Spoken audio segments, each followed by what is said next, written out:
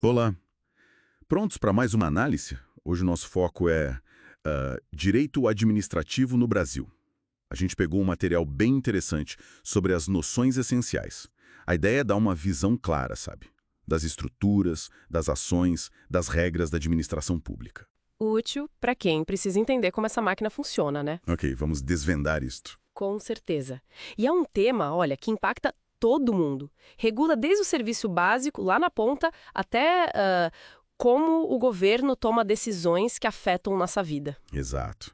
Para começar, então, como é que o Estado se organiza para agir? O material fala em centralização, Isso. quando é o governo central agindo direto, né? E descentralização, que é quando, tipo, transfere para outras entidades. Uhum. E dentro da própria estrutura tem a concentração, tudo num lugar só, e a desconcentração. Aí distribui competências, né? Tipo os ministérios. E o que é fascinante aqui é ver como isso funciona na prática mesmo. A administração direta, bom, é o núcleo. União, estados, DF, municípios. Eles mesmos fazendo. Mas para dar conta de tudo, né, aí surgem outras figuras. É a administração indireta. Ah, sim. Tipo, as autarquias, o INSS que você mencionou antes, né? Isso, perfeito. Focadas em serviços bem específicos. Tem as fundações públicas, as empresas públicas, tipo a Caixa Econômica, que o capital é todo público, e também as sociedades de economia mista, como a Petrobras, aí já mistura capital público e privado. Cada uma é uma ferramenta jurídica, digamos assim, para fazer o trabalho público acontecer. Interessante essa variedade de ferramentas, como você disse. E como é que essas entidades todas formalizam as decisões delas? Como elas agem concretamente? Então, elas agem através do que a gente chama de ato administrativo. Certo. Simplificando bastante, é uma declaração de vontade do Estado, sabe? Unilateral. E que tem efeito jurídico imediato. Cria, muda, extingue direitos. Mas olha, não é de qualquer jeito, não. Para valer, tem que seguir uns requisitos. São 5. Competência, quem pode fazer. Finalidade, sempre o interesse público. A forma correta. O motivo, a justificativa. E o objeto, o que se decide, que tem que ser lícito, claro. Entendi. E esses atos, eles parecem ter uma força especial, né? O material até destaca uns atributos-chave. Sim, e são cruciais, viu? Primeiro, a presunção de legitimidade. O que significa isso? Que, a princípio, todo ato é considerado válido, legal. Até que alguém prove o contrário, né? Faz sentido. E tem a alta executoriedade. Isso dá poder para a administração. Implementar suas decisões direto. Muitas vezes sem precisar ir na justiça antes. Agiliza, né? Mas, claro, sempre sujeito a controle. E esses atributos, eles se ligam aos poderes administrativos. O hierárquico para organizar a casa, o disciplinar para punir quem erra, o regulamentar para detalhar as leis e o famoso poder de polícia, né? Aquele que permite limitar direitos individuais pelo bem de todos. Entendi. Bem claro. Agora, mudando um pouco o foco, quem são as pessoas por trás disso tudo? Quem são os agentes públicos? Boa pergunta. O material divide em categorias. Tem os agentes políticos, né? Os eleitos, ministros, secretários, pessoal do alto escalão. Aí vem os servidores públicos estatutários.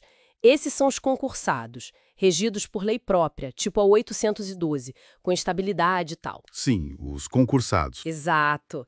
Depois, os empregados públicos, contratados pela CLT, mais comum em empresas estatais, sabe? Uhum. E, por fim, até particulares em colaboração. Pessoas que ajudam o Estado temporariamente. Pensa num mesário na eleição ou um jurado num tribunal. E é bom rapidinho diferenciar cargo, que é para o estatutário, emprego, para o seletista, e função, que são as atividades em si e às vezes temporárias. Nossa, quanta gente diferente trabalhando para o Estado, né? Mostra como é complexo. E quais são as regras do jogo para todo mundo? As regras gerais? Tudo isso funciona dentro do chamado regime jurídico administrativo. E se a gente conectar isso ao panorama geral, é espinha dorsal mesmo, sabe? São os princípios lá do artigo 37 da Constituição. Ah, o famoso LIMP. Esse mesmo. Legalidade. Só fazer o que a lei manda ou permite.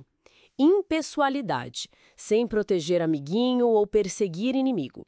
Moralidade, agir com ética, com honestidade. Publicidade, tudo às claras, transparente. E eficiência, fazer o melhor possível com o que se tem. Esses 5 são a base de tudo. Não dá para fugir deles. E se algo der errado? Se a administração, agindo por um agente, causar um dano a alguém, como fica a responsabilidade? Então, aí entra a responsabilidade civil do Estado. A regra geral aqui no Brasil está lá no artigo 37, parágrafo 6º. É a teoria do risco administrativo. Risco administrativo. Isso.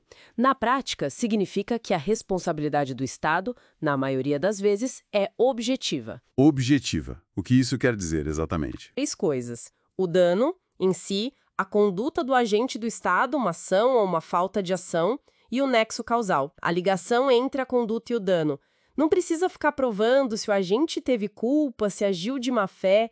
Isso facilita muito para quem foi prejudicado, né? Entendi. Facilita a reparação. Então, para a gente amarrar tudo, o que tudo isto significa?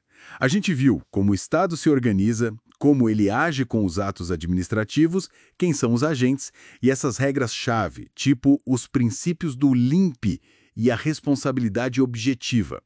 É como um mapa básico para a gente entender essa máquina pública brasileira, né? Exatamente, um bom ponto de partida. E isso nos leva a uma reflexão final que o material até sugere, mas vale a pena pensar mais a fundo. Com tantos princípios para seguir, legalidade, impessoalidade, moralidade, publicidade e, ao mesmo tempo, uma pressão enorme por eficiência, como é que a administração pública consegue equilibrar isso tudo no dia a dia? Quer dizer, como ser ágil, eficaz e, ao mesmo tempo, seguir a lei à risca, ser ética? Ainda mais com os problemas da sociedade ficando cada vez mais complexos, né? É um desafio diário, fundamental. Fica aí para a gente pensar. Excelente ponto para reflexão. E com essa questão, a gente encerra essa nossa análise focada nos fundamentos do direito administrativo brasileiro.